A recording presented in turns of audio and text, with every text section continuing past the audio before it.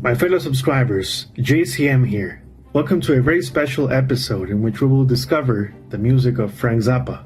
Has it ever happened to you somebody asked the dreaded question, what Frank Zappa album would you recommend so I can get into his music? It's quite the impossible task because unlike Led Zeppelin, who only have 8 studio albums, it's easier to recommend a discovery path. But with Frank Zappa, it's just a nightmare. With so many albums, so many styles, I decided to create a comprehensive guide according to the listener's musical preferences. Now, it wasn't easy, but I thought it was necessary because there's some people out there who think Frank was only rock and roll, Frank was only parody albums, but he was so much more than that. This is my Frank Zappa discography. As you can see, I don't have everything he's ever done. No, it's quite hard to get all 126 albums, never mind expensive. Now, this is not a ranking of the albums because I think that task is pointless with so many styles of music. This is a musicology video. Whether you're a first-timer or you've heard Zappa albums before but still have a long way in completing your journey, this video is for you. So welcome to How to Navigate Through 62 Albums, the Hitchhiker's Guide to Frank Zappa.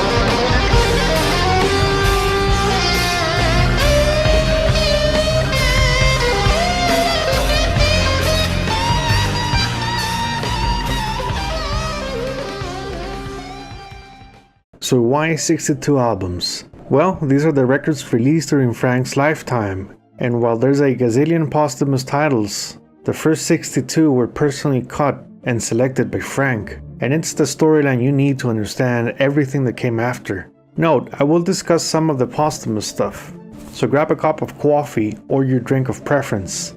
The expedition begins. Frank Vincent Zappa was many things: a musician, a guy with a mustache, a composer, philosopher, a family and businessman.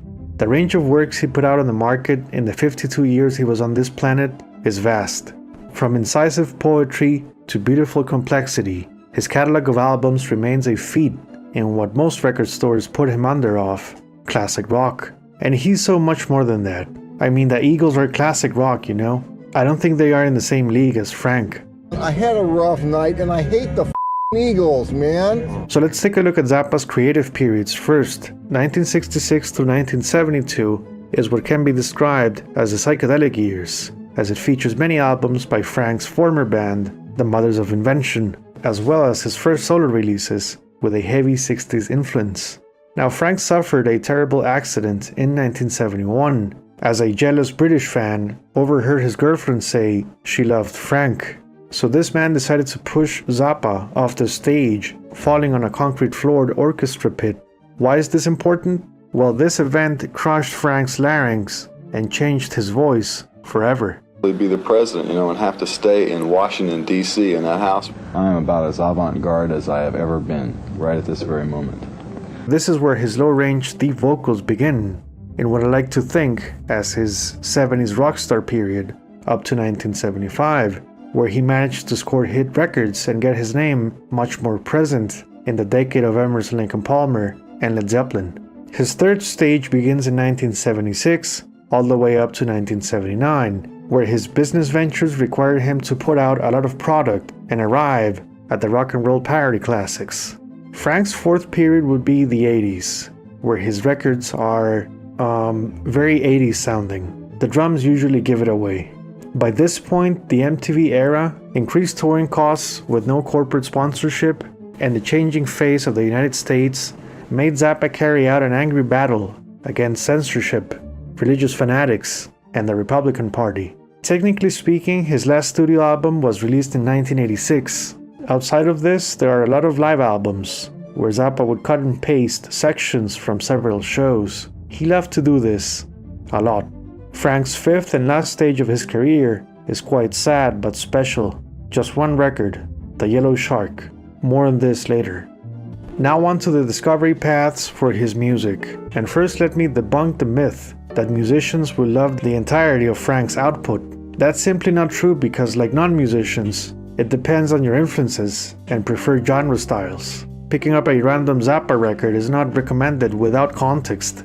I have several titles in my collection and trust me, I learned the hard way. Some help from a YouTube video would have been nice. So here we go. Let's say you're heavy into psychedelia because you love the 60s, man, but prefer actual lyrics to instrumentals. There's 8 albums by the Mothers of Invention that will certainly test your patience with histrionic singing and unconventional arrangements. The way they turned the most trivial topic into a song really pushed the boundaries of rock and roll. If you think Jimi Hendrix's Purple Haze or the Beatles' Number 9 are out there, try Call Any Vegetable or Who Needs the Peace Corps. Frank was amongst the few 60s musicians who called out his contemporaries on their pacifist hypocrisy and drug-used retreats. What makes these albums psychedelic is the sound. But don't be fooled, this is everything but a bad trip, more like a sonic sociology thesis. My personal favorite here? That's gotta be Ahead of Their Time, a live album by the Mothers that really adds a new dimension to the studio cuts. I still can't believe how these guys managed to pull it off on stage. Now, if you're a 4x4 standard rock and roll fan, the kind of person who wants Zappa's music on a playlist next to, say, Peter Frampton, if such thing's possible, then look no further than these 6 releases. Think of it as entry-level Zappa, with lots of experimentation, yes, but it's mostly done within a recognizable 70s format that's sure to make you laugh and most likely realize Frank's poking fun at your classic rock idols. These albums are very well executed, and the musicianship alone will make them stand out in your collection. Now, if you're a Zeppelin fan like me who loves the John Bonham drum sound, don't expect to hear room sound on a Zappa record. He loved dry-sounding drums. They're as dry as the Cinnamon Challenge. Out of all 6 albums, Over-Nite Sensation is the best record for a beginner, an accessible collection of songs and catchy riffs that provide a smooth transition into Zappa's madness. Now, maybe you're gonna say, JCM, I am an open-minded music fan. I listen to progressive rock. Okay, if prog's your thing, and don't tell me Dream Theater is your favorite prog band. That's like saying Taco Bell is your favorite Mexican food. Let's just assume you like weird time signatures, okay? There's 7 records for the serious progressive rock fan out there, with 3 Mothers of Invention titles, and the rest Frank solo albums. They'll give you enough Zappa knowledge to claim you love his music while feeling at home with the tempo shift formulas that you know from prog. These records have a solid framework built around instrumentals, and they're not too politically incorrect for you to go back crying at your Dream Theater albums of lyrical cliches and CrossFit look at me noodling jams. Before I forget, this category also works with jazz lovers, but Frank did piss off many jazz purists back in the day when he said jazz wasn't dead, it just smelled funny. Zappa the Musical Prophet. Note, there's 2 live albums on this selection, Roxy and Elsewhere, and Zappa in New York. While they are not studio creations, once you check them out, you'll see why they are progressive rock milestones. Okay, moving on. Maybe you're a guitar player who just wants to hear Frank's guitar solos and doesn't care about the concept behind the songs. There's 4 Frank Zappa albums for you, with pretty much self-explanatory names. Warning, these were cut from different live segments, and they can be quite tiring to listen in a single sit-down. Even though I'm a guitar player, I can't really stand these albums, to be honest. It's just too much soloing. Sorry, Frank.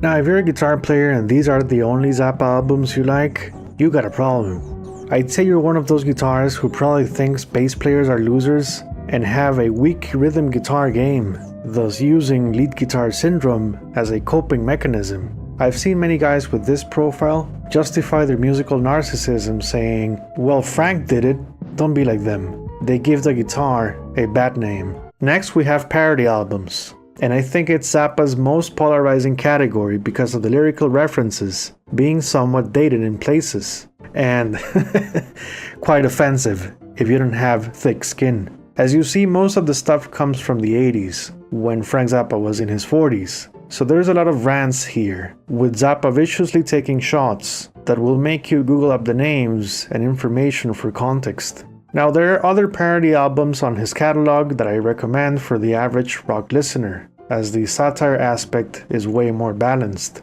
These, on the other hand, go all the way, and the music, while incredible, is just means to an end. This is like political science musical theater. If you're into SNL's Vintage Weekend Update with Dennis Miller and Norm Macdonald, you'll enjoy these records. A lot. The beauty of Zappa's parody albums is that it inspires the average citizen to speak their mind. This music is a vehicle to channel everything that's wrong with the world.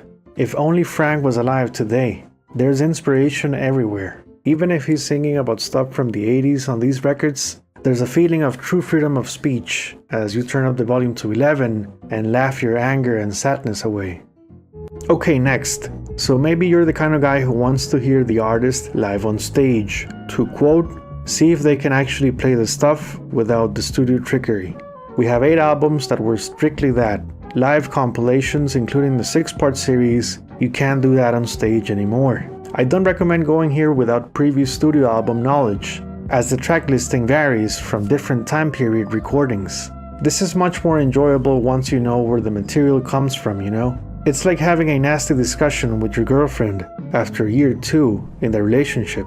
You understand where the triggers come from, thus you are well prepared for the show. You just don't go into arguments on the first month of dating, right? Next, we have the kind of albums for the person who loves contemporary classical music and avoids going on vacation when everybody else does. I'm talking about the type of fan who loves going to the supermarket on a Monday before payday to avoid the big crowds.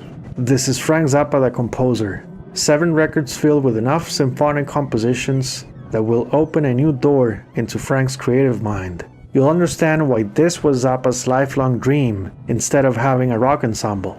Having an orchestra play his atonal pieces is sublime. Once you experience these sounds, his parody stuff will pale in comparison. How do you get the London Symphony Orchestra to do your stuff? You pay them. Yeah. But isn't this a really prestigious organization? Of course. So you pay them a lot of money. Yeah. His mind was truly a musical universe. The Yellow Shark was Frank's last show, this time as conductor. The way Ensemble Modern play his music is breathtaking. Note, 200 Motels is not entirely symphonic, but it makes great use of the orchestral element. Last but not least, we have the What the F albums for the avant-garde lover, who is on the spectrum or is just quite unpopular at parties and social gatherings. You know, the type of guy who likes abstract painting and sits down to transcribe the rhythm patterns outside of a construction site. We have 9 records that make no sense in the good sense. This stuff will trigger neighbor complaints and angry household members who will question your judgment. But trust me, if you enjoy these, you can call yourself a hardcore Zappa fan. Liking songs like 20-minute epics Billy the Mountain or The Adventures of Gregory Peccary is a badge of honor. If you love chaos and eccentric ideas, this is the place for you. Lumpy Gravy remains my personal favorite from this category. To think this was released in 1968 is mind-blowing. Now, records 43, 46, and 49 from his discography are just compilation sets from previous records, plus a special mystery disc. And that's it, we've covered 62 albums. But what about the rest? Well, the Zappa Family Trust, now a property of Universal Music Group, has released 64 posthumous albums since Frank's passing in December 1983. This makes for a total record list of 126 titles at the time of making this video. While I'm not going to talk about every single one of them, they fall under 3 categories pretty much: the avant-garde, studio session outtakes, and live albums. And as you'd think, most of these releases are live albums, as fans know what to expect, and Frank pretty much recorded every concert he performed. The Zappa archive facility is huge.